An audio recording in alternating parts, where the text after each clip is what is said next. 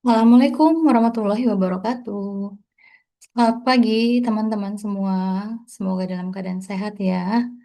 Kembali lagi kita berjumpa di Pengantar Bisnis. Untuk hari ini kita masuk ke dalam pertemuan keempat ya teman-teman. Baik, di pertemuan keempat ini teman-teman kita akan membahas terkait dengan apa ya? Sebentar ya. Oke, baik. Untuk agenda pembahasan di pertemuan keempat, kita ada membahas terkait dengan ekonomi global kontemporer, kemudian ada perdagangan internasional, ada manajemen bisnis internasional, ada memahami bagaimana lingkungan budaya, serta hambatan perdagangan internasional ya.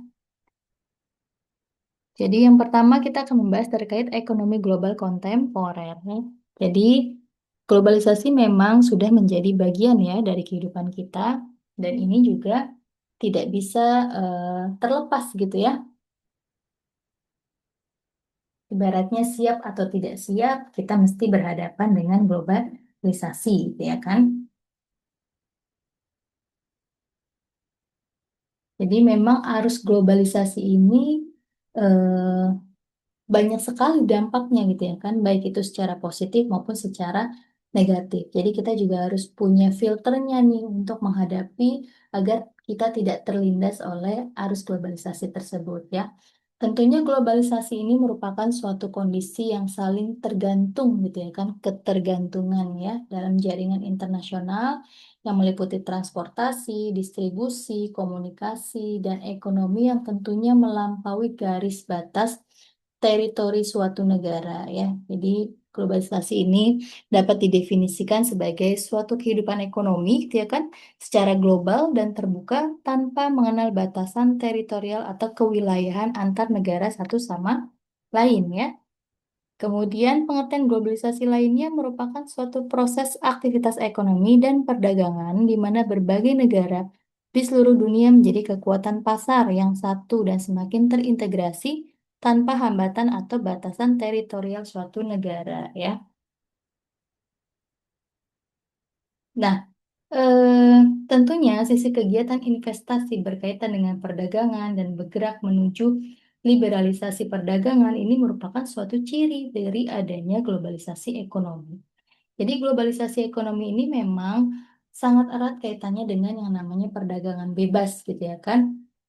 Jadi contoh dari adanya globalisasi ekonomi kita juga sudah sering ya menjumpai banyaknya supermarket asing gitu ya kan. Kemudian adanya jual beli online yang memang memungkinkan transaksi dengan orang yang jauh di belahan dunia gitu ya kan. Terus banyak juga sekarang mesin-mesin canggih yang bisa menunjang proses produksi ya.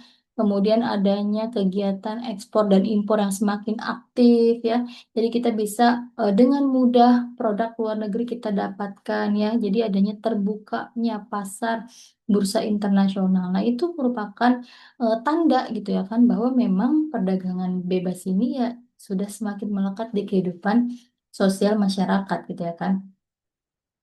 Perdagangan internasional juga sering dibatasi oleh berbagai pajak negara ya, biaya tambahan yang memang diterapkan pada barang ekspor impor ya. Kemudian adanya regulasi non tarif pada barang impor ya. Nah, itu sebenarnya bagi para pelaku usaha di perdagangan global itu menjadi hambatan-hambatan gitu ya kan. Nah, ini sebenarnya yang mau ditolak oleh perdagangan bebas gitu kan. Jadi di perdagangan bebas itu nggak mau tuh ada yang namanya pajak dari negara dan biaya tambahan kegiatan barang ekspor impor gitu. Jadi mereka ini pengennya dihapuskan gitu ya kan. Cuman kan itu bagian daripada regulasi gitu ya kan. Yang mana itu bentuk daripada peraturan yang memang harus ditaati oleh para pelaku perdagangan global ya. Tapi dengan adanya perdagangan global atau perdagangan bebas ini tentu mendorong negara-negara untuk saling ketergantungan sebenarnya ya satu sama lain.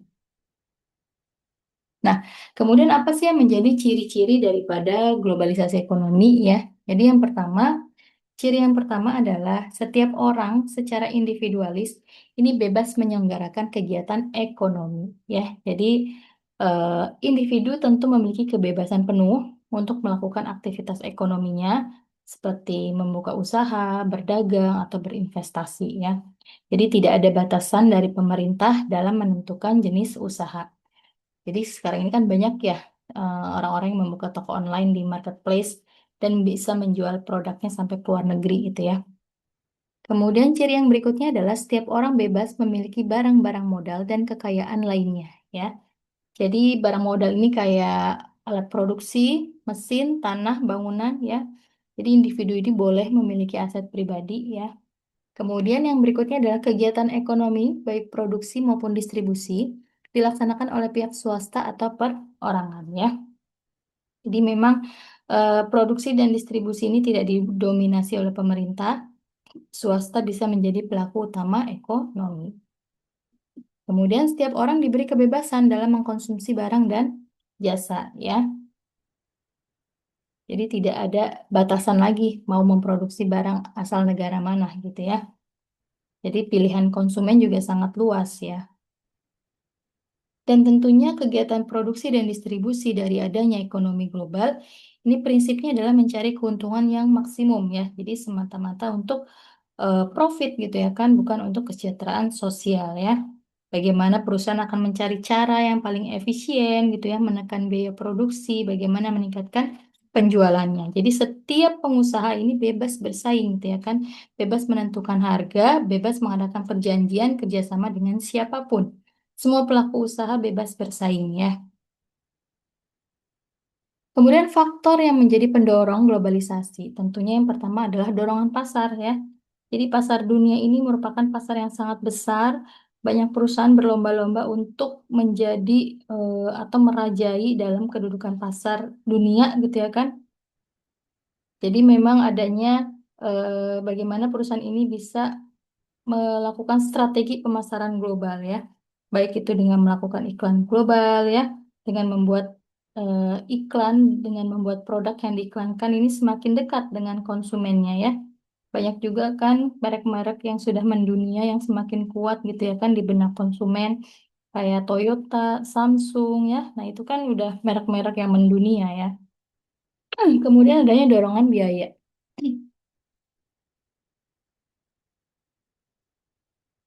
Jadi perusahaan yang beroperasional secara global ini lebih tertarik dengan faktor produksi yang memberikan ongkos paling murah gitu ya kan. Jadi penguasaan atas sumber daya yang murah ini memungkinkan mereka untuk tetap bisa bersaing dalam pasar global ya. Dan tentunya perusahaan-perusahaan yang tergantung terhadap ketersediaan buruh yang murah biasanya akan merelokasikan pabrik ke negara-negara yang memang memiliki tenaga kerja yang bisa dibayar secara murah gitu ya kan kayak di Indonesia contohnya ya.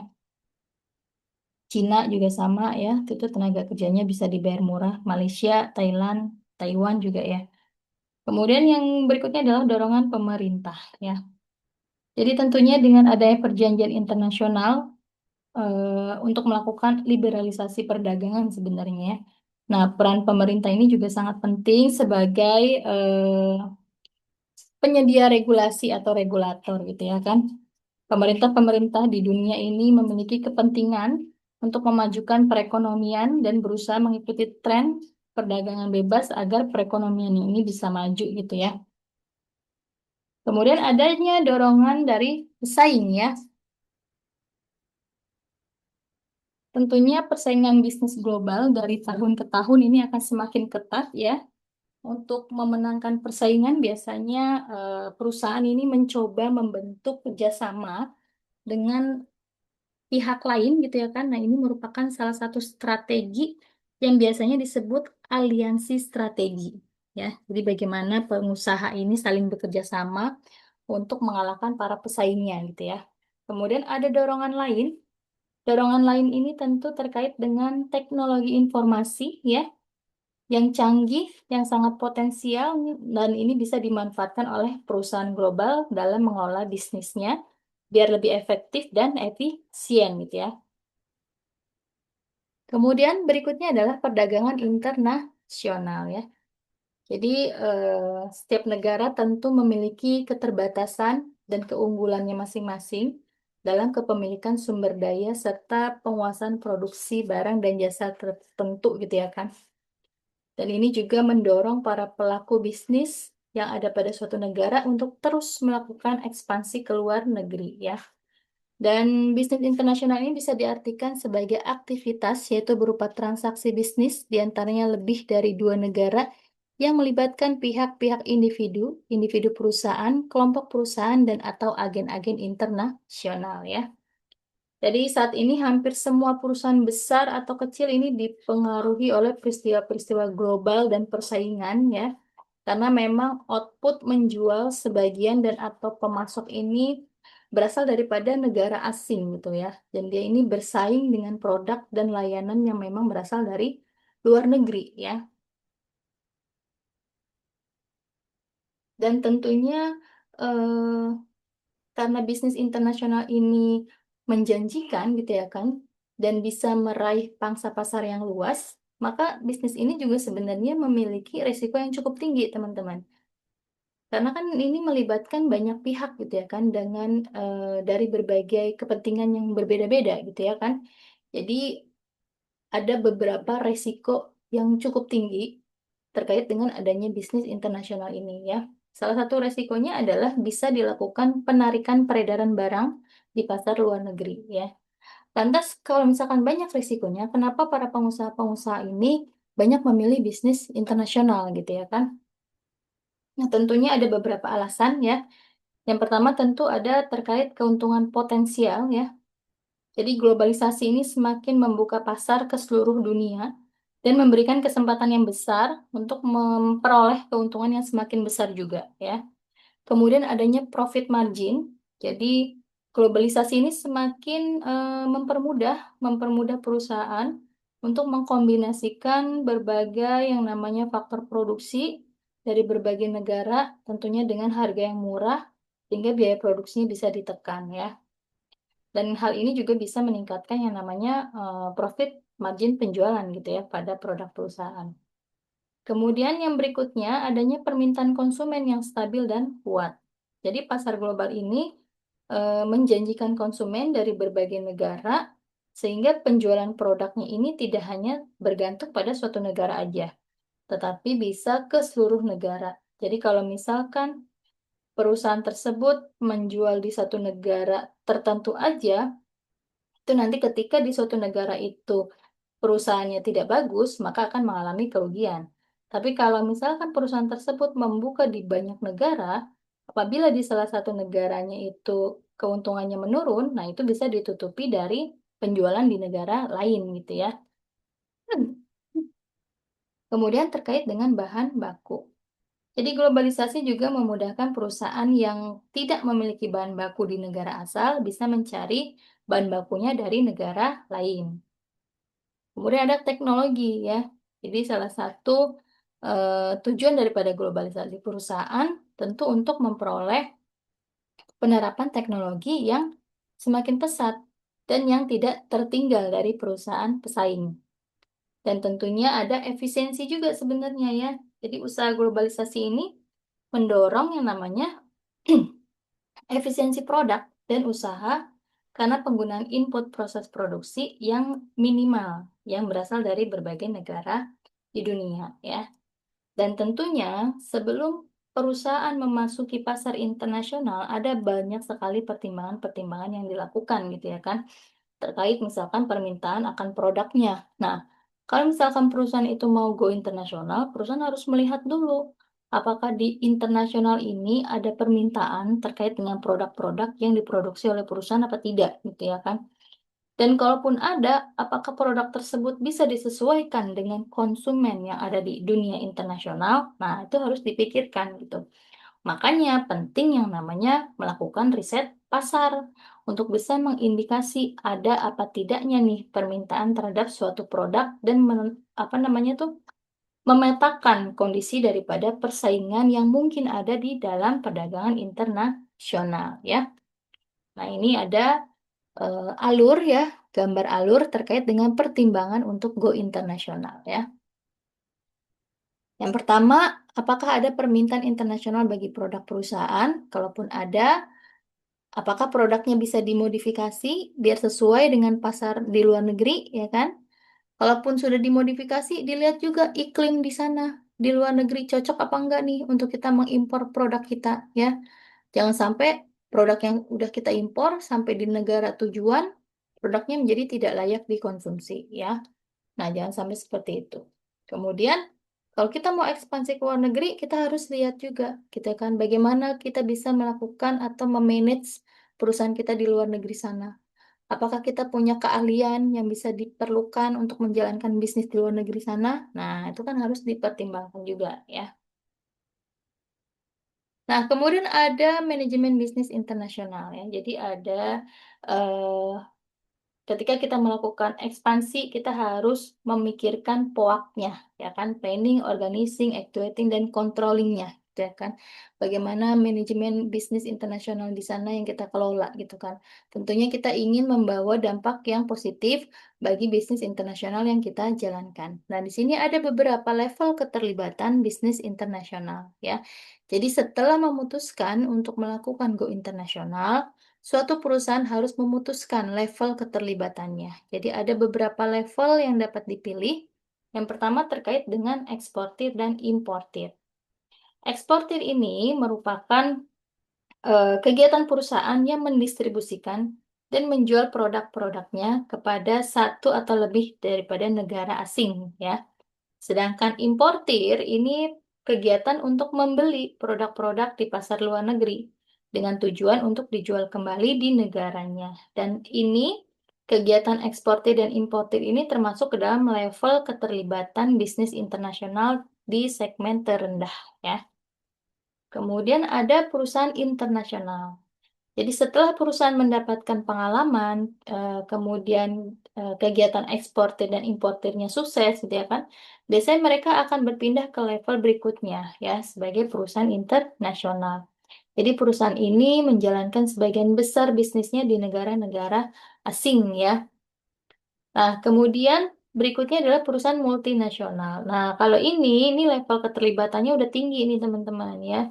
Jadi perusahaan multinasional ini memang kegiatan yang merancang, memproduksikan, terus memasarkan juga produk-produk di banyak negara, ya.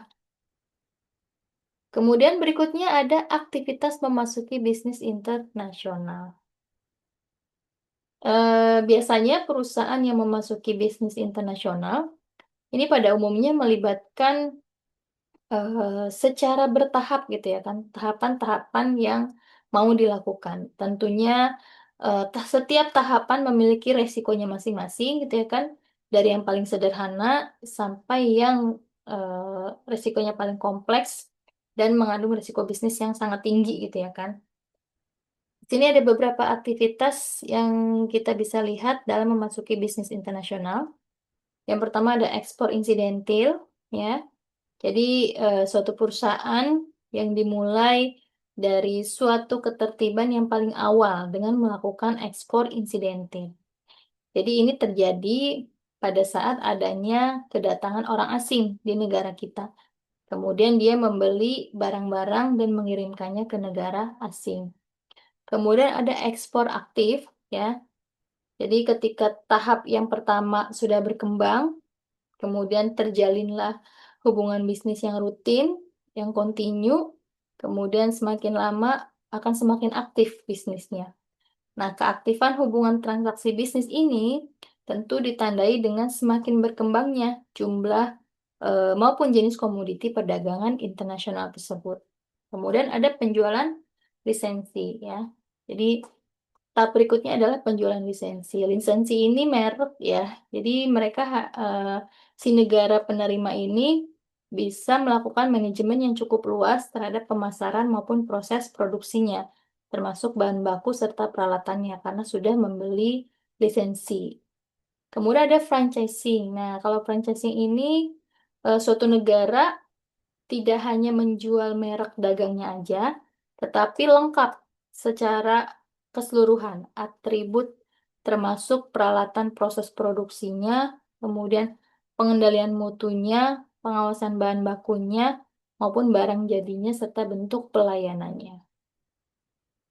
Kemudian pemasaran di luar negeri, ya. Tahap bentuk pemasaran di luar negeri ini tentu memerlukan yang namanya keterlibatan manajemen yang lumayan tinggi ya. Karena perusahaan pendatang harus secara aktif dan mandiri nih melakukan manajemen pemasaran di negara asing ya, terutama untuk produk dan jasa yang kita salurkan. Jadi tentu perusahaan akan mengetahui lebih pasti terkait dengan bagaimana perilaku konsumen di sana, ya kan?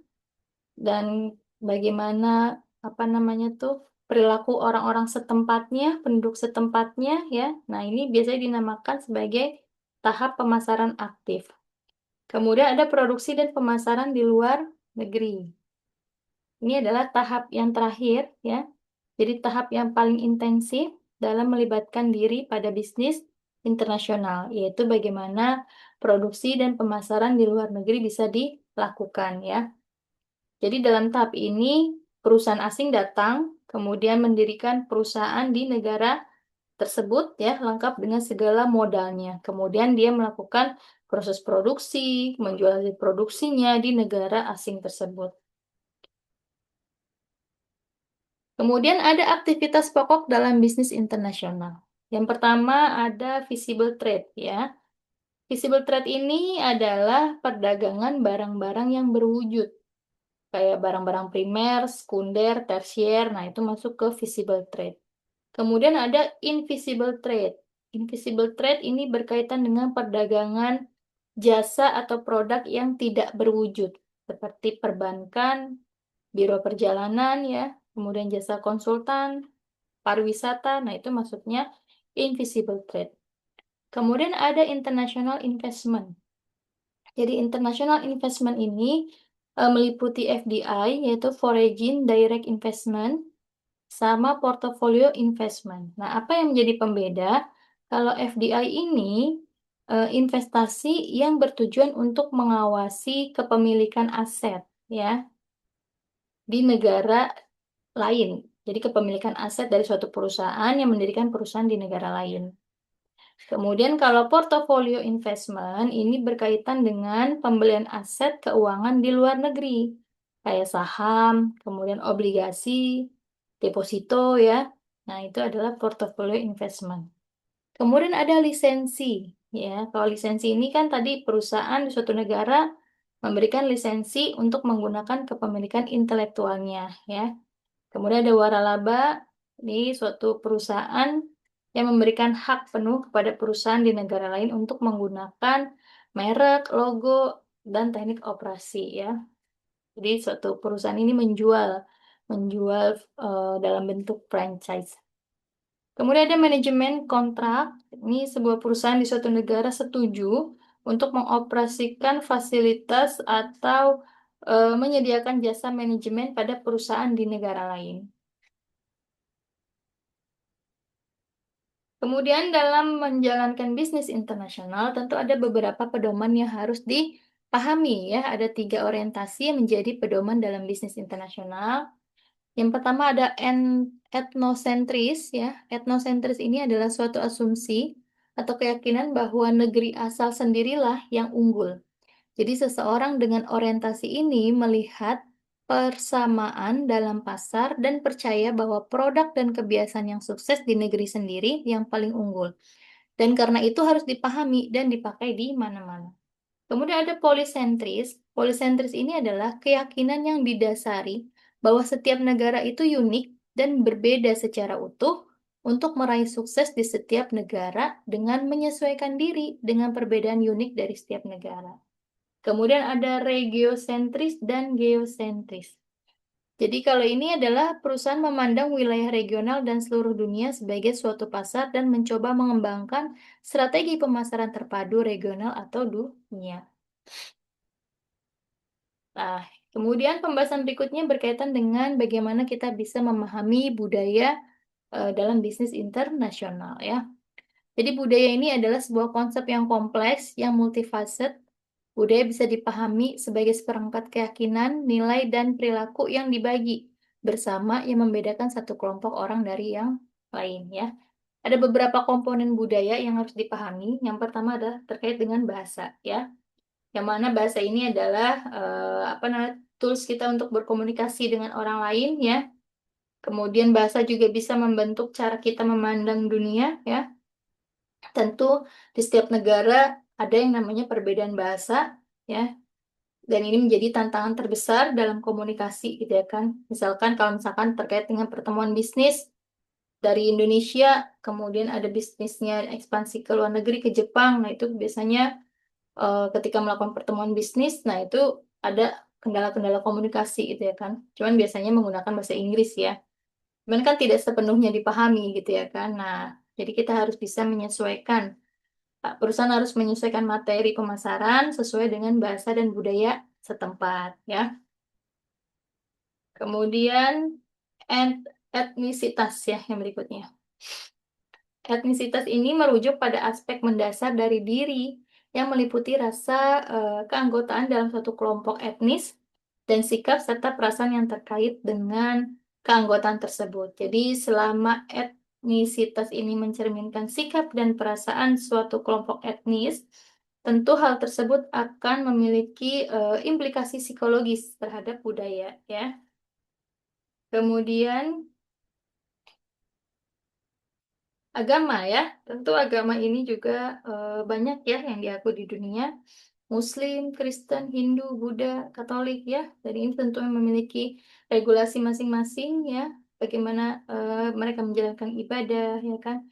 Keyakinan mereka seperti apa, gitu ya kan. Dan ini juga menjadi apa namanya tantangan tersendiri, ya kan, bagi para pelaku bisnis yang berekspansi ke luar negeri, ya. Misalkan karyawan Muslim, gitu ya kan, harus mengenakan hijab, ya. Kemudian apa namanya, bagaimana perusahaan global ini bisa seringkali mengadopsi kebijakan yang mengakomodasi perbedaan agama ini untuk menciptakan lingkungan kerja yang inklusif, gitu ya. Nah, kemudian ada yang namanya dimensi budaya dalam menjalankan bisnis internasional, ya. Jadi memang eh, ada beberapa dimensi, ya. Dalam literatur manajemen internasional, tipologi budaya yang terkenal ditawarkan oleh Hofstede. Hofstede ini membandingkan budaya menggunakan 6 dimensi budaya. Yang pertama ada individualisme versus kolektivisme. Jadi kalau ini merujuk pada penekanan budaya terhadap identitas pribadi, ya. Jadi kalau budayanya individualisme, itu biasanya perilakunya lebih mengutamakan kepentingan diri sendiri, ya. Kemudian apa namanya? Kalau yang kolektivisme ini lebih kepada menekan pada kelompok, kekeluargaan, lingkungan, organisasi dan bahkan negara, ya. Nah, contoh budaya individualisme dianut oleh Amerika. Ya, jadi kalau di Amerika itu apa namanya individualismenya tinggi banget. Mereka hanya mementingkan diri sendiri, kemandirian dan pencapaian individu sangat banget dihargai, gitu ya kan. Jadi mereka lebih mementingkan kepentingan pribadi daripada kelompoknya. Dalam konteks pekerjaan, seseorang yang memiliki budaya individualisme ini tentunya lebih fokus pada pengembangan karir pribadinya, ya, dan lebih fokus pada promosi pribadinya. Nah, kalau di Jepang nah itu menganut kolektivisme, ya. Jadi di Jepang, di Indonesia itu juga kolektivisme. Kalau di negara-negara Asia deh, ya, dia lebih ke kolektivisme. Kalau kolektivisme ini kan dia mengutamakan keharmonisan kelompok, ya kan, kesesuaian dengan orang lain, ya kan. Nah, dalam lingkungan kerja kan ini juga sangat berpengaruh berkaitan dengan pengambilan keputusan, ya. Yang mana pengambilan keputusan biasanya berdasarkan konsensus, voting anggota kelompok, ya. Jadi anggota kelompoknya ini merasa bertanggung jawab juga untuk mendukung satu sama lain, ya. Kemudian ada maskulinitas dan feminitas. Nah, ini berkaitan dengan peran gender, ya. Jadi di beberapa budaya peran gender ini sangat terbatas dan orang diharapkan untuk bertindak sesuai dengan peran sosialnya masing-masing, gitu ya kan. Kalau maskulinitas itu identik dengan kekuatan, kecepatan, ya, kemudian tegas, terus lagi daya saing, ya, dominasi, ambisi, ya. Nah, kalau feminitas itu lebih kepada perasaan, emosionalitas, kasih sayang, gitu ya. Kemudian kepedulian terhadap yang lemah, ya. Jadi kalau yang maskulinitas tuh biasanya gendernya lebih kaku gitu ya. Kalau yang feminitas biasanya penuh kasih sayang dan kerjasama. Nah, di Jepang itu budayanya maskulinitas. Jadi itu tinggi banget maskulinitasnya. Jadi di Jepang itu peran gender laki-laki yang lebih dominan. Jadi berharap laki-lakinya itu bekerja keras, selalu berambisi mencari kesuksesan ya. Nah, sementara perempuan itu lebih identik fokus pada rumah tangga dan anak-anak ya.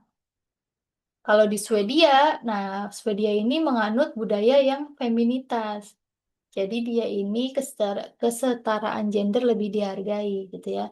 Jadi kedua jenis kelamin ini diharapkan untuk bisa mengambil peran yang sama dalam rumah tangga maupun pekerjaan ya.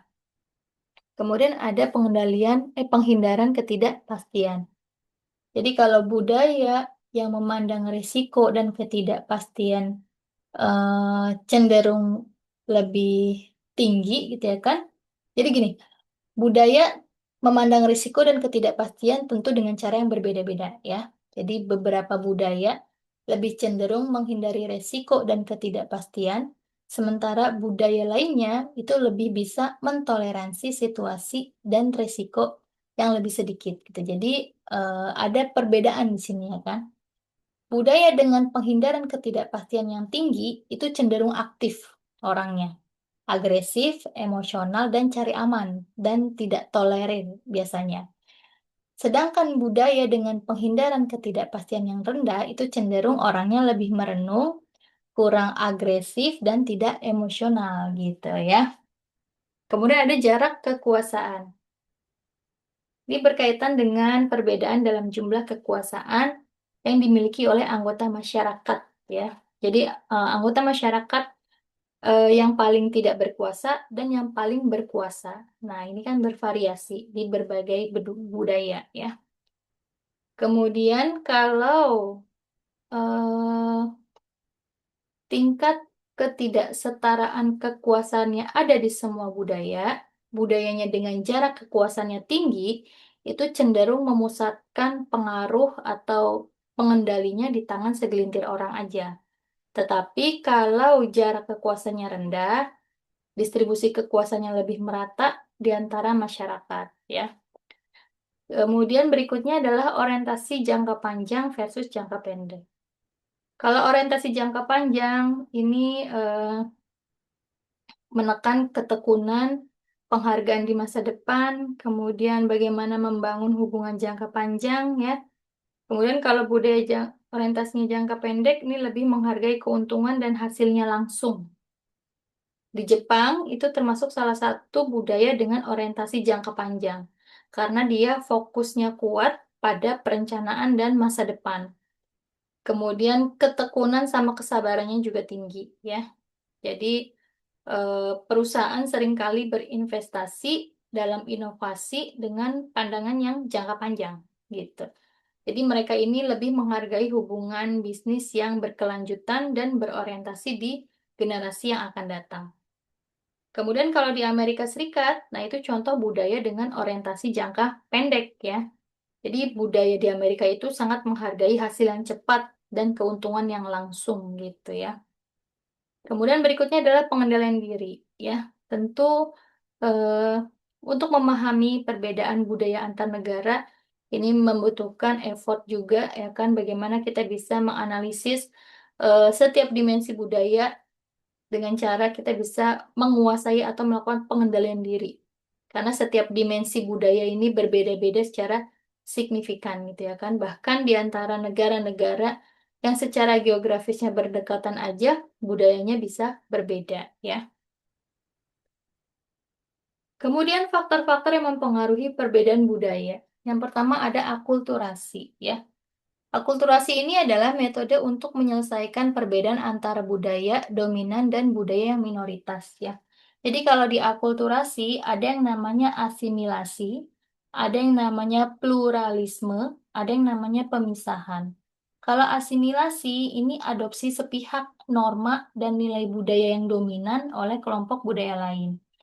Kalau pluralisme ini lebih kepada menggabungkan beberapa elemen dari budaya yang dominan dengan budaya yang minoritas. Kalau pemisahan ini tentu adanya sedikit adopsi dari kedua budaya. Contoh misalkan restoran McDonald, McD, ya kan? Ketika McD apa namanya opening di Indonesia, tentu si McD harus melakukan penyesuaian budaya, penyesuaian akulturasi, ya. Dengan cara apa? Dengan cara satu asimilasi tadi. McDonald di Indonesia tidak boleh menyajikan daging babi, ya kan? Karena menyesuaikan norma mayoritas agamanya adalah Muslim, gitu kan? Sebagai gantinya mereka menawarkan menu yang berbasis ayam atau vegetarian, gitu kan? Jadi dia mengadopsi norma dan nilai budaya yang dominan. Yang dominannya adalah tidak makan babi, ya kan? Makanya dibuatlah apa namanya McDonald yang berbasis ayam dan vegetarian. Sama ketika buka di India, India kan tidak makan daging sapi. Jadi McD-nya tidak menyediakan daging sapi. Kemudian bisa juga dilakukan dengan cara pluralisme. Nah, kan jadi McD menggabungkan elemen budaya lokal dengan budaya global. Contoh misalkan McDonald di negara mana gitu ya kan berbahan dasar kentang, kemudian menggabungkan elemen rasa lokal yang ada kalau di Indonesia kan kalau kentang itu kan bukan menjadi makanan pokok ya kan. Nah kalau di luar negeri McDonald-nya kebanyakan isinya kentang dan ayam atau kentang dan daging gitu ya kan. Tapi kalau di Indonesia nasi. Nah itu merupakan penggabungan budaya gitu ya kan pluralisme gitu tadi menggabungkan beberapa elemen dari budaya dominan dan budaya minoritas. Kemudian ada pemisahan gitu ya kan. Ada, jadi meskipun terdapat adaptasi, McD juga bisa mempertahankan konsep utamanya, yaitu restoran yang cepat saji, ya. Kemudian ada integrasi struktural. Integrasi struktural ini ya, salah tulis. Jadi integrasi struktural ini, ada ternyata integrasi struktural nomor 2 ya. Integrasi struktural ini adalah keberadaan anggota dari berbagai kelompok budaya di berbagai tingkat organisasi. Kemudian ada integrasi informal, baru yang ketiga ya. Kalau integrasi informal ini keterlibatan anggota budaya minoritas dalam jaringan dan kegiatan informal yang berlangsung di luar aktivitas kerja. Kemudian ada bias budaya. Bias budaya ini adalah adanya praktek prasangka serta diskriminasi di dalam organisasi ya.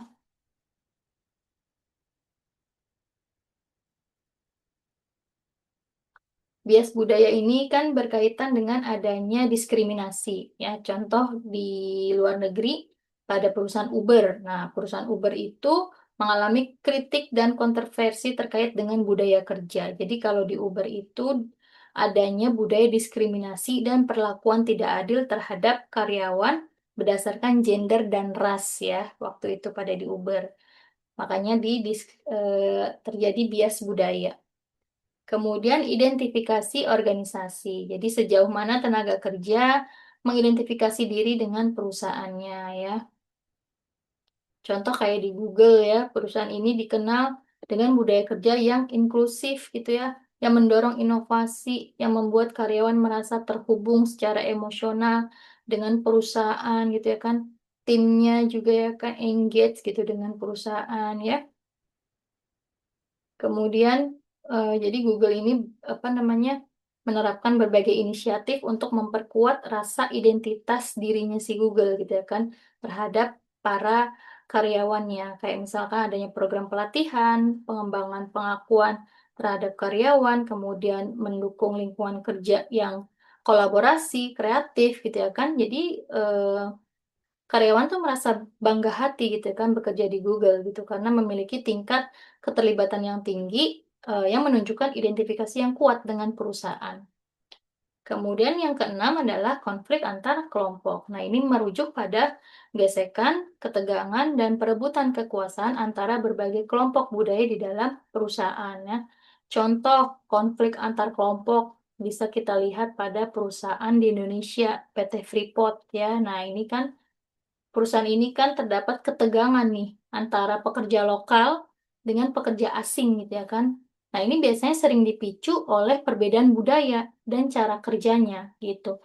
Pekerja lokal merasa bahwa mereka kurang mendapatkan kesempatan dan perlakuan yang setara dibandingkan dengan pekerjaan asingnya, sehingga menimbulkan konflik. Dan konflik ini juga cukup apa ya, tekanannya tuh ya cukup luar biasa gitu gesekannya ya kan, berkaitan dengan komunikasi, norma kerja, kemudian harapan terhadap pekerja gitu ya kan. Pekerja lokal berjuang untuk mendapatkan keadilan gitu dalam hal pengupahan, kondisi kerja gitu kan. Tapi sementara seringkali manajemen juga tidak mempertimbangkan gitu perbedaan budaya tersebut. Nah, makanya terjadi konflik antar kelompok di situ ya. Kemudian pembahasan berikutnya berkaitan dengan bentuk-bentuk organisasi dalam manajemen bisnis internasional ya. Jadi eh, dalam literatur manajemen internasional tentu tipologi budaya yang terkenal ditawarkan oleh Hofstede tadi ya. Hofstede ini juga membagi organisasi ke dalam beberapa bentuk, yaitu ada organisasi monolitik, organisasi plural, dan organisasi multikultural ya. Organisasi monolitik yaitu organisasi yang sangat homogen dengan sedikit integrasi struktural. Kemudian organisasi plural adalah norma dan nilai budaya lain yang biasanya terwakili dengan baik karena mereka berusaha untuk meliputi warga negara tuan rumah dalam tenaga kerja. Dan organisasi multikultural, baik organisasi plural maupun multikultural bersifat heterogen secara budaya ya.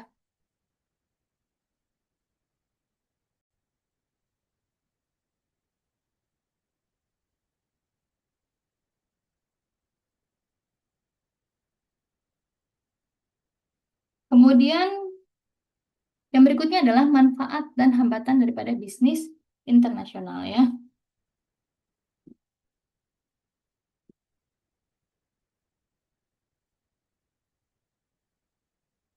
Tentunya dalam menjalankan bisnis internasional pasti memiliki manfaat yang luar biasa besar ya kan. Tapi di samping itu juga pasti ada hambatan dan rintangannya ya. Jadi kita bahas dulu terkait dengan manfaat bisnis internasional ya. Yang pertama adalah meningkatkan hubungan persahabatan antar negara ya, tentu dengan melakukan bisnis internasional kita bisa bekerja sama dengan berbagai negara ya kan. Eh, Apabila kita tidak memiliki sumber daya memadai, kita bisa melakukan kerjasama dengan negara lain untuk melengkapi sumber daya yang kita miliki ya kan, sehingga kita bisa leluasa untuk bisa melakukan ekspansi di luar negeri ya. Kemudian kebutuhan setiap negara dapat tercukupi ya kan. Tadi terkait dengan kekurangan sumber daya yang dimiliki oleh suatu negara. Kemudian yang berikutnya adalah mendorong kegiatan produksi secara maksimal ya kan. Karena dengan adanya strategi aliansi tadi, kemudian adanya apa namanya lisensi, franchising gitu ya kan, sehingga kita bisa leluasa untuk melakukan kegiatan produksi karena jangkauannya juga semakin luas ya. Kemudian mendorong kemajuan ilmu pengetahuan dan teknologi, yang mana tentunya setiap perusahaan pengennya terus upgrade diri gitu ya kan, tidak mau tertinggal dengan para kompetitornya, sehingga mendorong akan eh, pembelajaran kemajuan ilmu pengetahuan dan teknologi yang semakin mumpuni, yang semakin meningkat ya. Kemudian yang berikutnya, memperluas lapangan kerja ya. Tentu dengan adanya ekspansi bisnis ke luar negeri, membuka lapangan kerja bagi suatu negara yang ditempati gitu ya kan. Dan ini juga menjadi eh, tingkat pertumbuhan ekonomi di suatu negara tersebut gitu ya. Tentunya keberhasilan perusahaan dalam pasar luar negeri sebagian besar ditentukan oleh cara-cara bisnis tersebut dalam menanggapi berbagai macam hambatan ya kan, terkait dengan hambatan sosialnya, hambatan ekonominya, bagaimana hukumnya dan politiknya gitu ya kan, yang memang mempengaruhi dalam perdagangan internasional gitu ya kan. Nah, itu terkait dengan manfaat bisnis internasional. Kemudian, tentu ada beberapa hambatan yang bisa kita lihat di sini, kan. Hambatannya tentu terkait dengan perbedaan sosial dan budaya, ya kan. Setiap perusahaan yang menjalankan bisnis di negara lain tentu harus memahami bagaimana perbedaan masyarakat, bagaimana perbedaan budaya di negara tersebut gitu ya kan. Produknya juga harus melakukan penyesuaian ya terkait dengan bahasanya, terkait dengan agamanya, kebiasaan daripada adat istiadat di negara yang bersangkutan gitu ya kan. Contoh tadi kayak McD ya kan. Di Indonesia McD melakukan berbagai macam variasi gitu ya kan. Yang mana dia mengadopsi kultur daripada budaya gitu ya kan. Budaya yang ada di Indonesia. Kayak contohnya McD menyajikan makanan-makanan tradisional di Indonesia ya kan. Ada sekarang juga McD ayam geprek, McD ada nasi uduknya juga waktu itu pernah McD ya kan. Kemudian McD sate juga ada ya kan. Nah, kemudian ada perbedaan ekonomi ya. Jadi memang setiap negara memiliki sistem ekonomi tersendiri gitu dan berbeda sistem ekonominya. Dan ini juga bisa mempengaruhi yang namanya operasional bisnis internasional gitu ya kan. Contoh misalkan di Prancis, dia menganut ekonomi campuran. Dan ini juga berperan sangat besar dalam industri penerbangan mereka gitu kan, di mana mereka ini ikut terlibat dalam aspek rancangan pesawat pada saat itu. Di Indonesia sendiri menganut sistem ekonomi Pancasila, yang mana pemerintah tidak mengizinkan swasta asing untuk menguasai bisnis yang menguasai hajat hidup dan kepentingan orang banyak ya.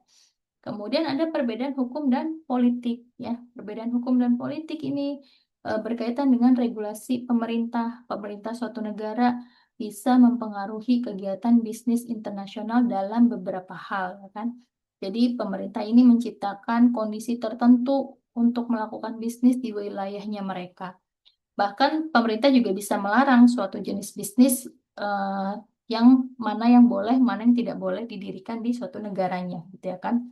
Jadi memang ada beberapa hukum dan isu politik yang mempengaruhi bisnis internasional. Yang pertama terkait dengan kuota. Kuota ini adalah pembatasan jumlah produk jenis tertentu yang dapat diimpor ke dalam suatu negara, ya. Dan ini berkaitan dengan embargo, aturan pemerintah yang melarang kegiatan ekspor atau impor dari produk tertentu atau semua produk dari suatu negara tertentu. Terus berkaitan juga dengan tarif dan subsidi tarif ya, pajak gitu ya. Pajak yang dikenakan atas produk-produk impor gitu ya. Jadi penetapan tarif langsung mempengaruhi harga karena harga barang impor menjadi lebih mahal dan konsumen diharuskan tidak hanya membayar produk tetapi juga bayar biaya tarifnya ya.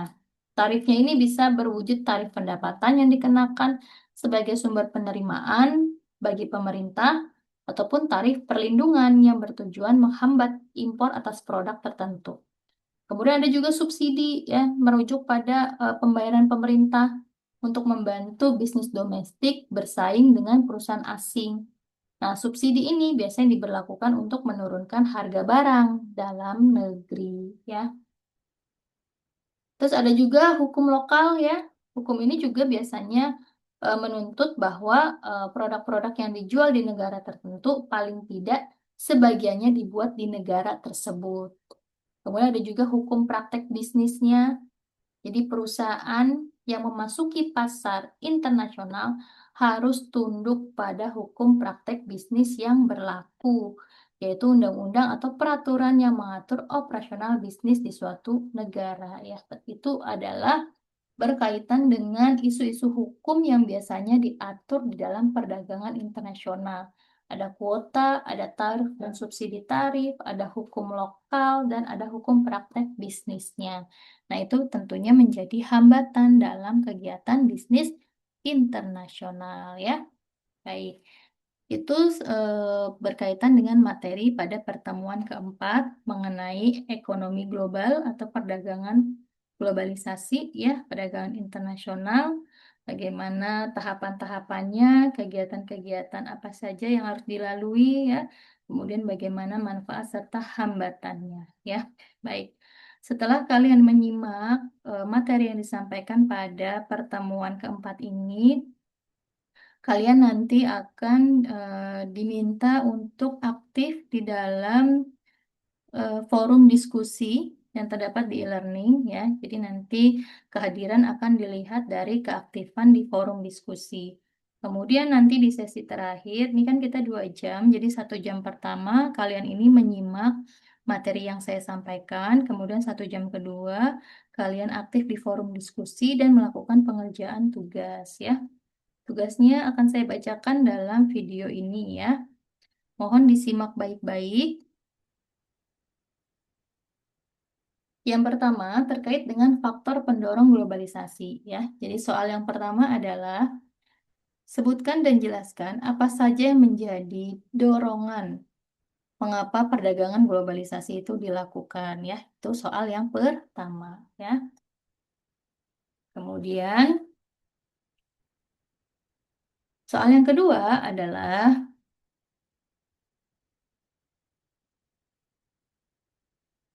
setelah memutuskan untuk melakukan go internasional, tentu perusahaan harus memutuskan level keterlibatannya. Jadi ada beberapa level yang dipilih di perusahaan internasional. Sebutkan ya, level keterlibatan bisnis internasional. Sebutkan dan jelaskan. Itu soal yang kedua. Kemudian soal yang ketiga ya, pada saat memasuki aktivitas bisnis internasional, ada beberapa tahapan, ya. Tahapan dari mulai yang mengandung risiko sederhana sampai dengan mengandung risiko kompleks. Sebutkan tahapan-tahapan aktivitas memasuki bisnis internasional. Itu soal yang ketiga. Soal yang keempat, jelaskan apa yang dimaksud dengan visible trade dan invisible trade. Kemudian,